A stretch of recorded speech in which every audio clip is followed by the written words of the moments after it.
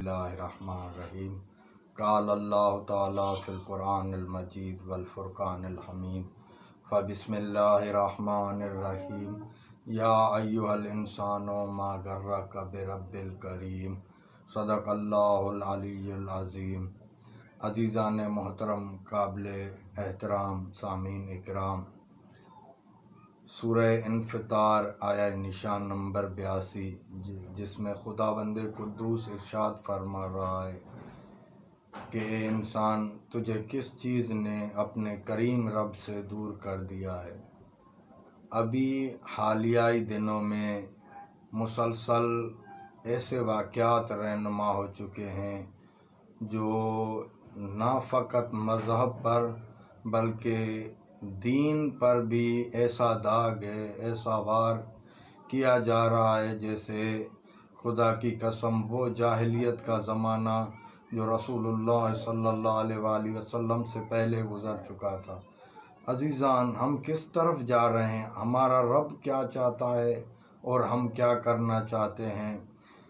ابھی حالیہ میں پنجاب کے کسی صوبے میں سرعام دن دہاڑے مجلس کے مجمع میں ذاکر عاشق کو گولی مار کر شہید کیا گیا، اور ایک ویڈیو سندھ میں بھی وائرل ہوا ہے جو ایک بندہ ہے کسی کو پہلے جلاتا ہے اور پھر وہی اپنی جان بچانے کے لیے کسی پانی میں چھلانگ لگاتا ہے، تو یہ بندہ اس کے پیچھے جاتا ہے اور اسی پانی میں ڈبو کے مار دیتا ہے، اور وہ ان سے پوچھے کہ آپ نے یہ کیوں مارا، تو وہ کبھی اسلام کا نام لیتے ہیں، کبھی آقا دو جہاں کا نام لیتے ہیں۔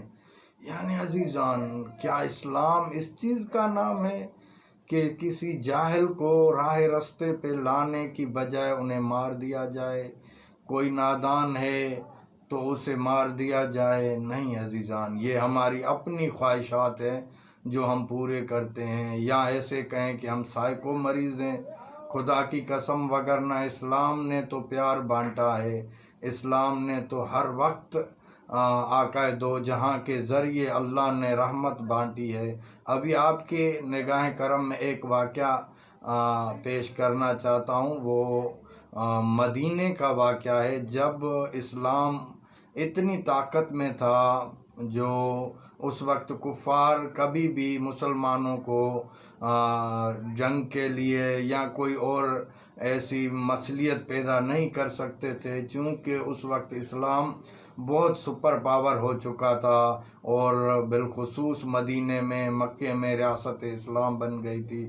تو اس زمانے کا ایک واقعہ ہے کہ شرپسند ابھی بھی ہیں تو اس زمانے میں بھی تھے۔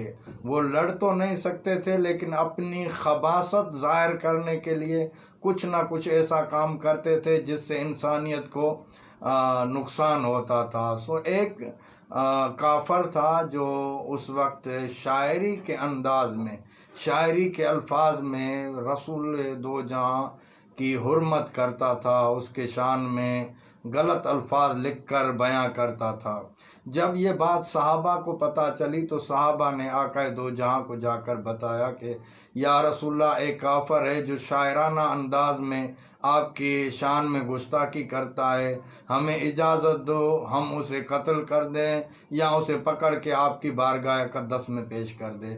رسول خدا نے ان کی بات سنی اور کہا یہ میرا مسئلہ اور اس کافر کا ہے، آپ اس بیچ میں نہ آئیں۔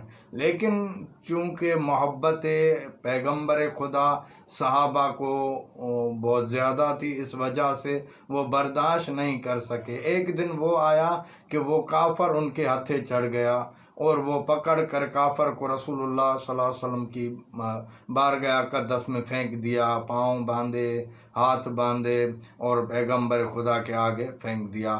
تو پیغمبر خدا نے جیسے دیکھا تو مسکرا کے کہا کہ میں نے روکا تھا لیکن پھر بھی آپ لے کے آئے ہیں، چلو اگر لے کے آئے ہیں تو ابھی آپ یہ مجھے بتائیں کہ اس نے جرم کیا کیا ہے۔ تو صحابہ نے کہا کہ یا رسول اللہ، یہ شاعرانے انداز میں آپ کی شان میں گستاخی کرتا ہے۔ تو رسول اللہ نے کہا چلو یہ زبانی میرا دشمن ہے، سو آپ میں کون ہے جو اس کی زبان کاٹے؟ تو کوئی صحابی اٹھا اور اس نے کہا یا رسول اللہ مجھے اجازت دو، پہلے میں اس کا ناک کاٹوں بعد میں اس کی زبان کاٹوں۔ رسول نے کہا نہیں، یہ میرا دشمن جو ہے وہ زبانی طور سے ہے، اسی نے کوئی اور کام نہیں کیا ہے، اس نے زبان سے بے حرمتی کی ہے تو اس کی زبان کاٹنی۔ ایسے سارے ایک ایک کر کے اٹھتے چلے آئے، لیکن رسول نے سب کو بٹھایا۔ چند لمحے کے بعد جناب علی علیہ السلام اس مسجد میں تشریف فرما تھے۔ جب علی علیہ السلام کو پیغمبر خدا نے دیکھا تو کہا یا علی، یہ میرا زبانی دشمن ہے، اس کی زبان کاٹنی ہے۔ مولا علی علیہ السلام نے کیا کیا، ید اللہ والو ہاتھوں سے اس کافر کو اٹھایا اور باہر لے گئے۔ جب باہر گئے تو پہلے مولا علی علیہ السلام نے ان کے ہاتھ کھولے، بعد میں ان کے پاؤں کھولے۔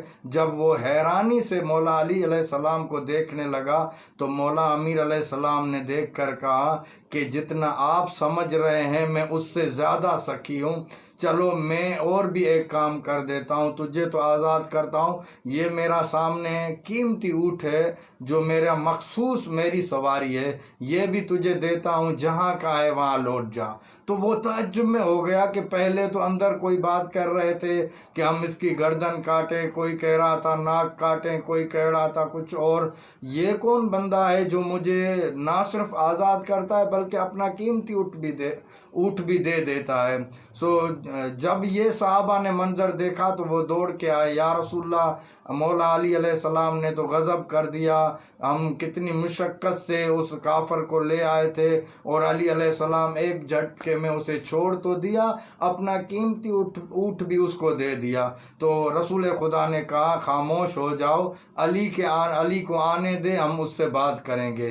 عزیزان، کچھ لمحات گزرے، جب وہ کافر وہاں سے فرار ہو گیا، وہ دن گزر کر جب اگلا سورج نکلا، اس نکلنے سے پہلے وہی کافر رسول خدا کی بارگاہ میں آیا اور آ کر رسول خدا سے پہلے معافی مانگی۔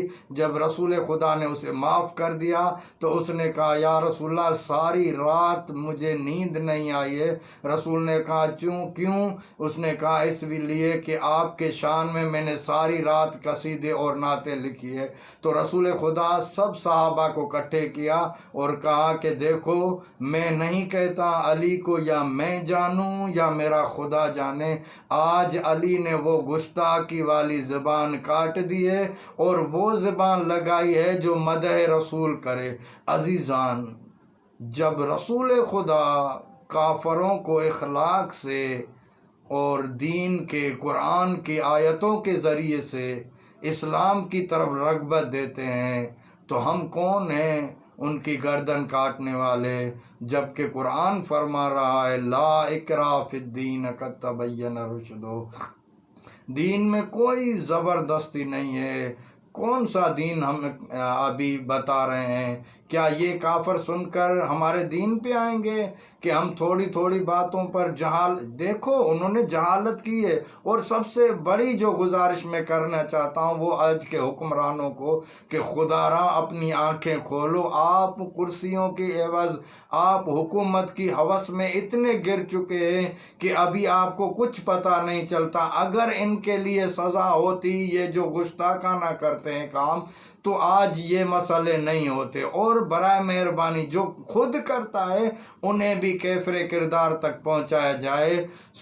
عدلیہ سے میری گزارش ہے، حکمرانوں سے میری گزارش ہے، خدا را ذرا متوجہ ہو جاؤ، ایسا نہ ہو کہ جو پاکستان اسلام کے نام پر، لا الہ الا اللہ کے نام پر بنا تھا، وہ کل کسی ایسے شخصوں کے ہاتھ میں آ جائے جو نہ اسلام کو جانتے ہو نہ اسلام کی شریعت کو جانتے ہو۔